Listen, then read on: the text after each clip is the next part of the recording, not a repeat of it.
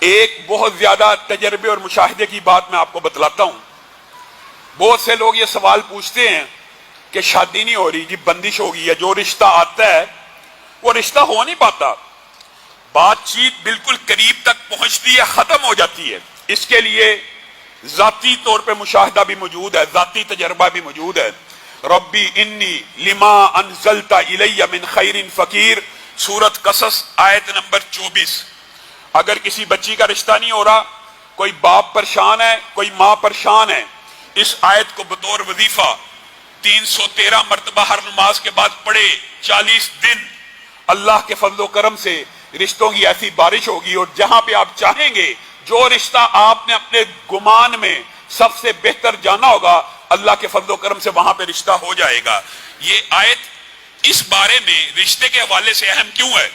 یہ بھی مفسرین اور محدثین نے بیان کیا ہے کہ مدین کی گھاٹی کے اوپر جب حضرت موسیٰ گئے تھے تو وہاں پہ دیکھا، آپ نے پورا مشہور واقعہ سنا ہوا ہے، 2 لڑکیاں آئیں، آپ کو سارا واقعہ پڑھا، انہوں نے ان کے لیے ڈول سے پانی نکال دیا.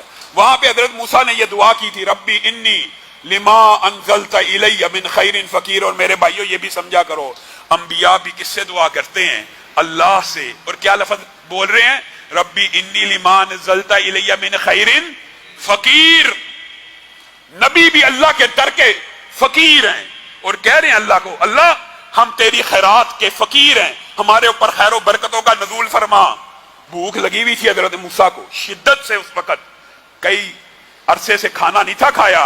اللہ تعالیٰ نے اس دعا کو اس طرح قبولیت بخشی کہ کھانے کا انتظام نہ کیا بلکہ کھانا پکانے والی کا بھی انتظام کر دیا اور شادی بھی کر دی. اس لیے یہ آیت جن کے گھر میں رشتے نہیں ہوتے وہ پڑھا کریں. آپ جب بھی آپ کو کوئی ایسا مسئلہ پیش آ جاتا ہے، جی بندش ہو گئی جی، اور پھر اللہ معاف کرے کسی کیا کہا جائے بہروپیے کے ہتھے آپ چڑھ جاتے ہیں، وہ آپ کا مال بھی لوٹتا ہے، آپ کو دھوکہ بھی دیتا ہے، جی فلاں تیری پھپھو نے، تیرے تائے نے. یہ بدبخت جھوٹ بولتے ہیں، یہ جھوٹے ہوتے ہیں، خاندانوں میں لڑائیاں اور فتنہ اور فساد پیدا کرتے ہیں. فلاں نے بندش کی ہے، فلاں. خود ہی سٹوری سن کے بعض تو کاہن ہوتے ہیں. انشاءاللہ اس حوالے سے بھی موقع ملا آپ کو بتاؤں گا یہ کہانت کے قصے کیسے چلتے ہیں اور یہ کہانت کیا ہے. لیکن اکثر جو جادوگر نہیں بھی ہوتے، کاہن نہیں بھی ہوتے، آپ اسے سٹوری سن کے بچپن میں کیا معاملہ جی میری تائے کے ساتھ رشتہ تھا جی، میری اس نے بس جادو کر دی ہے، اس نے بندش کر دی ہے. ان فراڈیوں کے ہتھے آپ چڑھ جاتے ہیں. اللہ سے ڈرا کریں، اللہ کا کلام پڑھیں، اللہ کے کلام کے ذریعے اپنے مسائل حل کرنے کی کوشش کر کے دیکھتے تو صحیح. نہ مسئلے حل ہو پھر کہیے. اور اسی طرح ایک اور مسئلہ جو لوگ بڑے زیادہ پوچھتے ہیں، اور وہ بھی ذاتی تجربے اور مشاہدے کا اللہ کے فضل و کرم سے، یہ وظائف جن جن لوگوں نے پڑھے ہیں ہم نے دیکھا ہے کہ اگر کوئی رشتے سے پریشان ہے ان کے رشتے بھی ہو گئے، اور اگر کوئی بے اولادی کی وجہ سے پریشان ہے اس کی اولاد بھی ہو گئی. اور وہ کیا، سورۃ انبیاء آیت نمبر 89، ربی لا تذرنی فردا وانت خیر الوارثین. یہ آیت آپ نے پڑھنی ہے 313 مرتبہ میاں بیوی نے، جن کے گھر میں اولاد نہیں ہو رہی. 40 دن عورت پورے کرے، وقفہ آ جائے، 40 دن پورے کرنے ہیں. اور مرد نے بھی پڑھنی ہے 40 دن ہر نماز کے بعد 313 مرتبہ. اللہ کے فضل و کرم سے اللہ اولاد بھی دے گا. لیکن اس وظیفے کے ساتھ ایک وظیفہ اور ملانا ضروری ہے. وہ اگرچہ ترتیب میں آخر میں آئے گا، لیکن بات آئیے تو سن لیجئے. اس کے ساتھ کیا پڑھنا ہے؟ استغفر اللہ.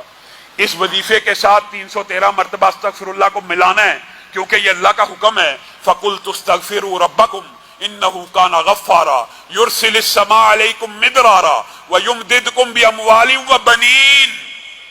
جو بندہ کثرت سے استغفار کرتا ہے اللہ تعالیٰ اس کو بیٹے دیتا ہے. اللہ قرآن میں کہہ رہا ہے. آپ نے 313 مرتبہ، اور یہ استغفار سے زیادہ مجرب اولاد نرینہ صالحہ کے لیے کوئی اور وظیفہ نہیں ہو سکتا. لیکن اس کے ساتھ یہ دعا ملانی ہے تو اللہ کے فضل و کرم سے آپ کے جو لوگ بے اولادی کے مرض کا شکار ہیں، اللہ اس مرض کو بھی دور کرے گا اور اولاد صالحہ نرینہ بھی عنایت کرے گا. آگے چلتے ہیں. سورتوں میں مسبحات آپ کو پتہ کن کو کہا جاتا ہے؟ سبح، یسبح، سبح اور سبحان. یہ 4 الفاظ کے ساتھ جو صورتیں شروع ہوتی ہیں ان کو مسبحات کہا جاتا ہے. اور یہ صورتیں کتنی ہیں؟ 7. سورت صف، حدید، جمعہ، تغابن، سورت سبح اسم ربک الاعلی اور سورت اسراء. یہ 7 صورتوں کی جو بندہ تلاوت کرتا ہے، صحیح حدیث کے الفاظ ہیں. ان صورتوں میں، ان 7 صورتوں میں ایک آیت ایسی ہے اور محدثین نے اس آیت کے بارے میں بھی لکھا، لیکن یہ بات طویل ہو جائے گی۔ آپ ساتھ کی ساتھ صورتیں پڑھ لیں۔ ان 7 صورتوں میں ایک آیت ایسی ہے جس اکیلی آیت کی تلاوت 1000 آیتوں سے بہتر ہے، اور یہ حدیث بھی صحیح ہے۔ یہ مسبحات کی تلاوت رسول اللہ صلی اللہ علیہ وسلم سونے سے پہلے کیا کرتے تھے، آپ بھی کیا کریں۔ اسی طرح سورت کہف کا اس کی فضائل کے حوالے سے بعض لوگ یہ سمجھتے ہیں کہ جی سورت کہف کی فضیلت کی جتنی روایات ہیں وہ ساری ضعیف ہیں، یہ بات درست نہیں ہے۔ سورت کہف کی فضائل کی بعض حدیثیں حسن درجے کی ہیں، اور بعض حدیثیں حسن لی غیری ہی ہیں کہ دیگر طرق ان کی حدیث کی سند کو مضبوط کر دیتے ہیں۔ ان میں سے یہ ہے، جو بندہ سورت کہف کی پہلی 10 آیتیں یاد کر لیتا ہے، اللہ کے فضل و کرم سے وہ دجال کے فتنے سے محفوظ ہو جائے گا، اگرچہ دجال ظاہر بھی ہو جائے۔ یہ حدیث بھی حسن درجے کی ہے۔ 10 آیتیں سورت کہف کی پہلے یاد کریں، اور یہ حدیث بھی حسن درجے کی ہے کہ جو جمعے کو پڑھتا ہے اگلے جمعے تک اس کے لیے روشن ہو جاتی ہے، اور یہ حدیث بھی صحیح ہے۔ ایک بندہ سورت کہف کی تلاوت کر رہا تھا، رسول اللہ کے دور میں صحابی رسول، آسمان سے ابر نازل ہوا، آسمان سے ایک عجیب و غریب چیز نازل ہوئی، عینی طور پہ اس نے دیکھا، جس کو دیکھ کے اس کا گھوڑا بدکنا شروع ہو گیا۔ رسول اللہ صلی اللہ علیہ وسلم کے پاس مقدمہ لے کے گیا، اللہ کے رسول یہ کیا تھا؟ تو رسول اللہ نے کہا تھا سورت کہف کی تلاوت سننے کے لیے آسمان سے فرشتے نازل ہوئے، اور ان میں سکینت موجود تھی۔ سکینت کا کیا مطلب ہے؟ سکینت کا مطلب یہ، اگر کوئی بندہ کینسر کا بھی مریض ہو، کوئی بندہ ڈپریشن کا بھی مریض ہو، کوئی بندہ شوگر کا بھی مریض ہو، آسمان سے جب سکینت اترتی ہے تو اللہ کے فضل و کرم سے جسمانی بیماریاں بھی دور ہوتی ہیں اور روحانی بیماریاں بھی دور ہوتی ہیں۔ تو سورت کہف کے بارے میں یہ 3 روایتیں تو حسن درجے کی ہیں اور صحیح ہیں، البتہ باقی روایات کے اندر علماء کا اختلاف ہے، اس لیے وہ ہم آپ کے سامنے نہیں رکھتے، لیکن ان روایتوں سے پتہ چلتا ہے کہ سورت کی بے شمار اہمیت ہے۔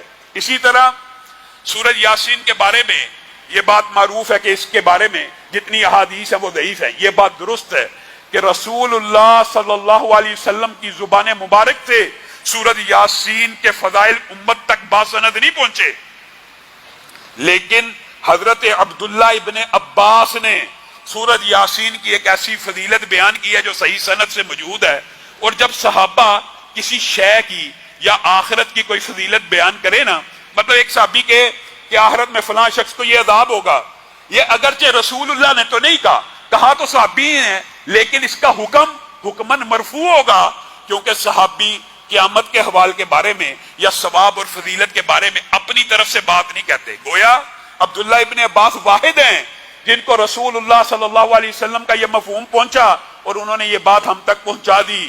جو بندہ اگرچہ انہوں نے اس کی نسبت رسول اللہ سے نہیں کی، لیکن یہ کہا جو بندہ سورہ یاسین صبح پڑھتا ہے شام تک کے لیے اس کے لیے برکات ہیں، جو شام کو پڑھتا ہے صبح تک کے لیے اس کے لیے برکات ہیں، اور بعد دیگر روایتوں میں ہے شام کو پڑھے صبح تک کے لیے آسانی ہے، صبح کو پڑھے شام تک کے لیے آسانی ہے، اور یہ آسانی کا لفظ بھی جامع ہے، آسانی کا لفظ بھی ماننے ہے کہ یہ ہر چیز میں آسانی ہے۔